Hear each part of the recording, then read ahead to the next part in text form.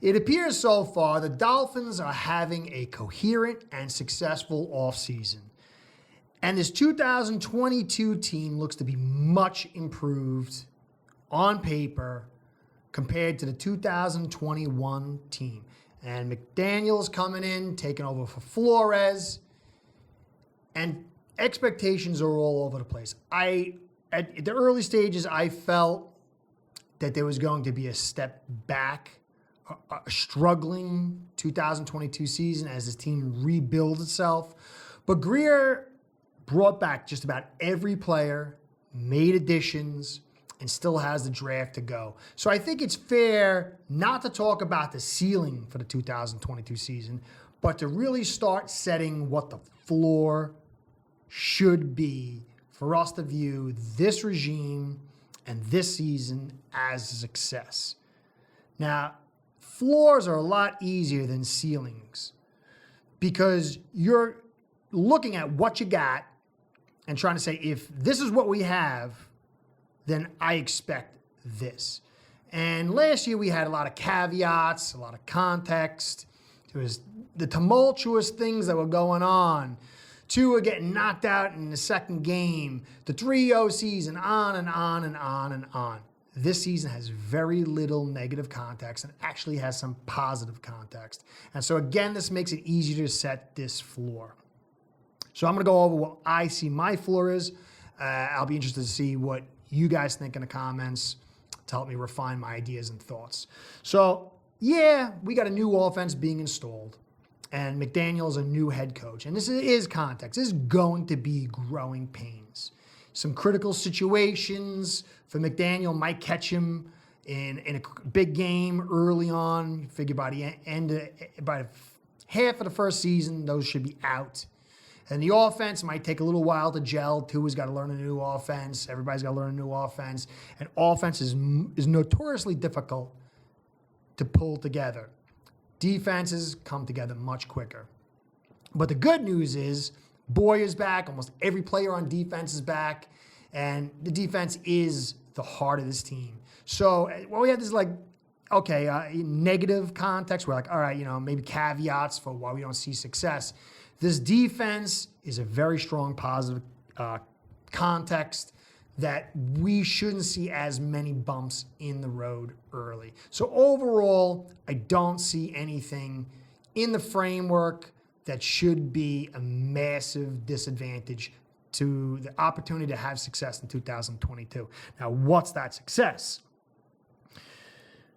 Well, first, while everyone's talking about defense and Tua, and to me, the most critical aspect, and I always say it, it's going to set the table for everything, especially with this team, is the offensive line.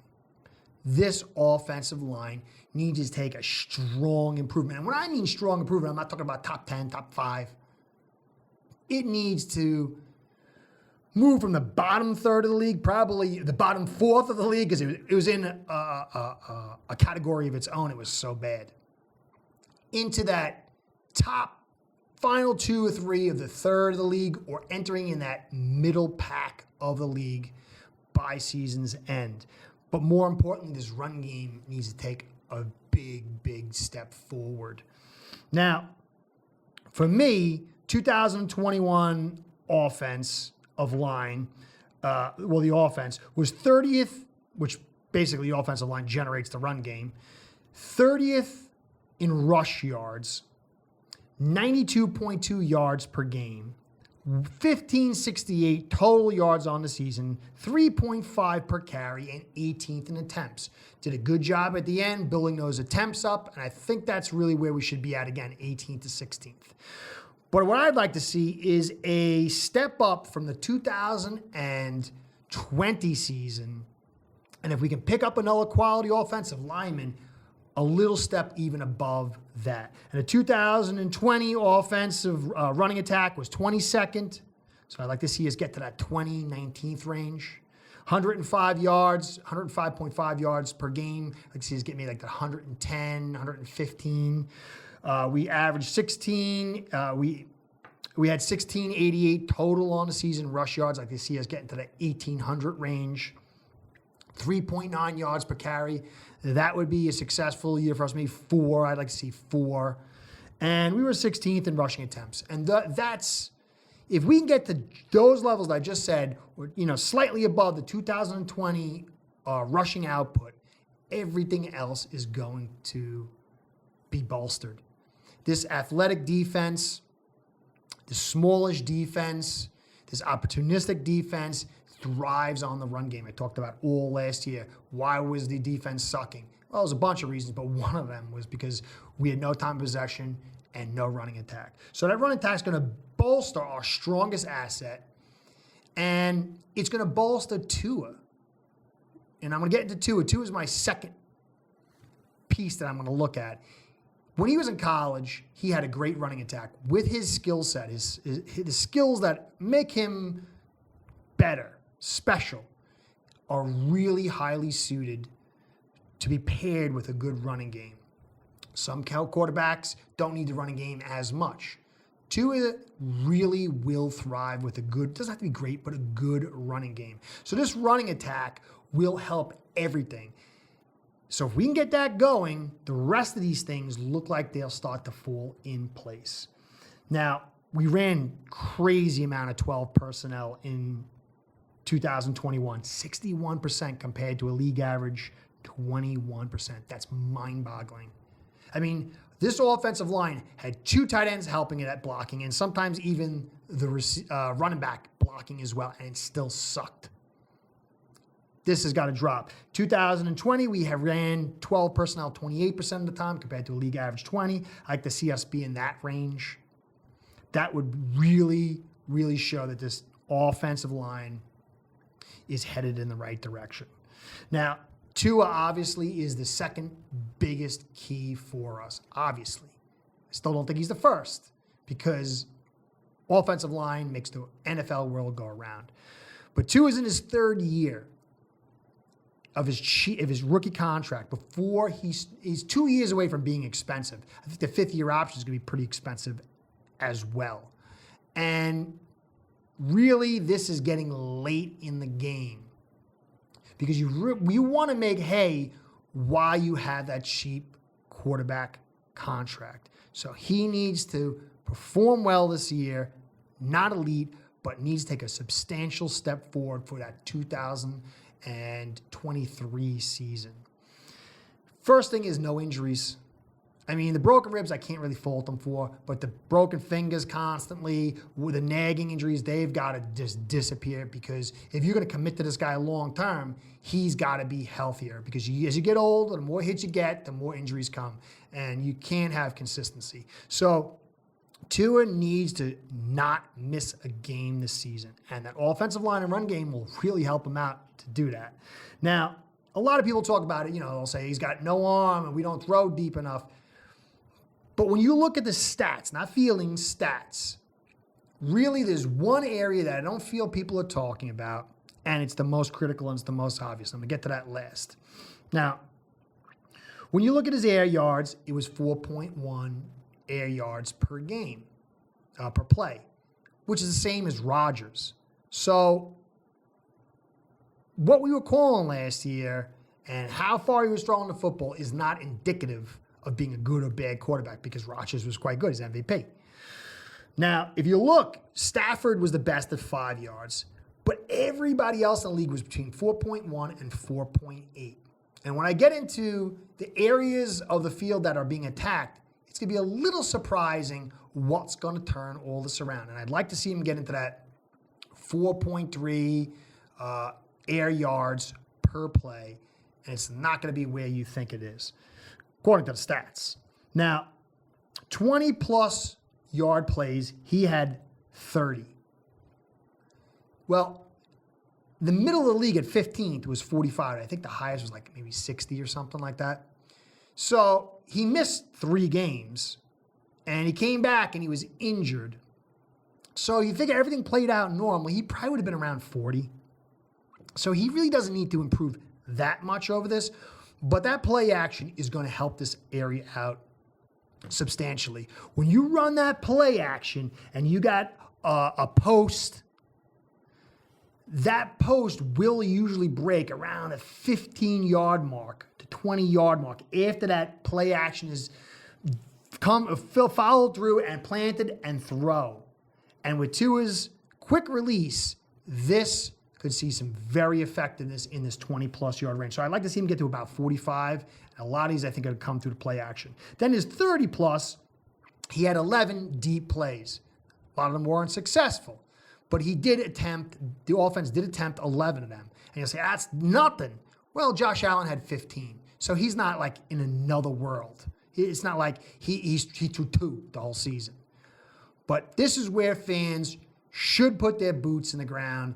This is where fans should have their eyes. And this is where, if this can get corrected, perceptions of this offense, perceptions of Tua will utterly change. And that is, oddly, between the 10 and 20-yard mark. This is the great disparity. Now, there's context to this. You have to remember, a lot of these situations that the passing game was in was off schedule, whether it was second down or third down. They were throwing the football far off schedule. Now, these 10 to 20-yard plays, a lot of them come on second down and third and manageable. And our first down efficiency was atrocious. However you slice it, Tua only had 81 10 to 20-yard pass plays. Now, you could say Tua doesn't have a big arm and he can't complete the 20 and 30-yard plays. Okay, we can have a discussion about that. But his arm is clearly good enough to hit the 10 to 20-yard mark. Clearly. But the average at 15, Murray and Jones had 146 10 to 20-yard plays. Now, this is where Tua needs to get to, because if this bolsters up, his yards will go up. I mean, he had 2,653 yards on the season, but again, only 13 games, 23rd in the league with those yards. I'd say he needs to get about 36 to 38. That's around 15th. But those 10 to 20-yard plays are really what you can make and build your offense around. And that's why the successful passing offenses had lots of these areas attacked. Now, Tua does need to read better. There was a lot of plays I showed in film where he missed stuff. Well, not a lot, but there was some. But you also have to remember that in that 10 to 20-yard mark, a lot of times we had 12 personnel operating with 2 tight ends inside, or maybe 1 tight end and 1 running back, and we'd have 2 receivers and Gesicki. And these teams, like I showed in film with the Titans, they sat in nickel all day because we couldn't run them out of the nickel. Could not. And so if you're off schedule, setting 2 receivers, 1 tight end against a nickel package, your chances of being successful are not high. And this is why you get a lot of dump offs, you got a lot of missed passes, and yada, yada, yada. So again, it goes back to the running game. It goes back to the offensive line blocking and the dropping of the 12 personnel. And if he can master, if he can improve that, get into that 140 range, even 130 at that 10 to 20 mark, a lot of the perception of everything will change. Will he? Can he? We'll see. Now, the rest of the stuff that are my flaws, beat the Bills at home at least once. Flores couldn't do it. That's a knock on him. He got close once at 23-20, but that's not good enough. They need to at least show the big boys of the division, we could take 1 game from you. Winning record, 9-8, 10-6. You know, that's the floor for me. If they add 1 more lineman, easy 10-6. If they don't, I'm still saying 9-8. Because when you look at the record, the schedule, it's can be touch and go. Chicago, we should beat that one. Detroit, we should beat that one. Jets, we should beat both of them. Houston, we should beat them. And New England home. These are teams that we should beat. That's 6 wins. That means we need 11 wins after that. But some of these games are really, really tough. At Ravens, we ain't doing what we did to them last year. That's gone. They're going to be prepared for that. And they've boosted their team. So that's a real tough game. I expect us to lose. But, you never know. But I expect us to lose. At the Bengals. Now, this is a tough one. I think we might have a shot at it. It's going to be a tough one, but I think we might have a shot. But that's a real tough game at Cincinnati. Browns, I know Mayfield, but that pass rush is ferocious. The defense is tough. The run game by the Browns is tough. This is going to be a tough game, but I still think we can possibly win this one. This is one of the tough games we should be able to win. Green Bay, it's going to be in Miami. Still, that's a real hard game. 49ers. Now, Flores beat New England a lot and showed that he understood his former team and was smart enough and savvy enough to take advantage of that and win. I would like to see McDaniel take this one. It's going to be tough. But, you're either going to have a young quarterback or Jimmy G.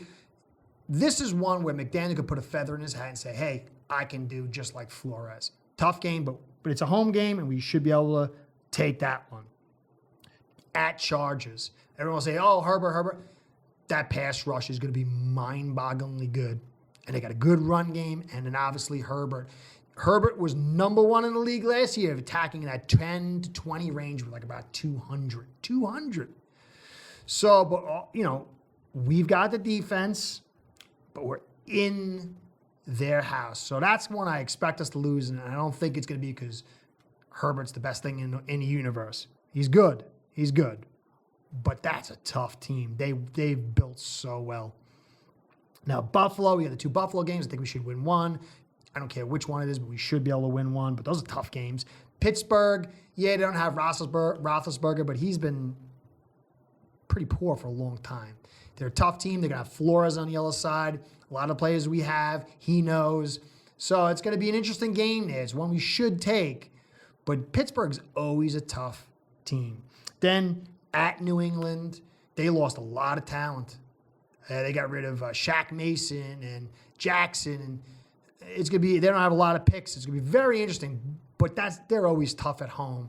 And I don't think we're going to have the edge that Flores had. So if we can split, I'd be very happy. But that's going to be a tough one. And then Minnesota. Minnesota's a tough team. A lot of people mock Cousins, but when you go really look at it, he's playing pretty decent. And they can be a tough team. But that's a team, too, I think we should win. So there's 11 games there. We need to at least win 3 for the 9 wins, 4 for the 10. So at least 3 or 4 out of those. But that's a pretty tough schedule. But when you add it all up, given Jets are where they at, and New England's giving away so much talent, and we've been beating them for a couple of years, pretty handily, steadily, I should say, we should be second in the division. I think if the offensive line improves, the run game improves too, it does what this year.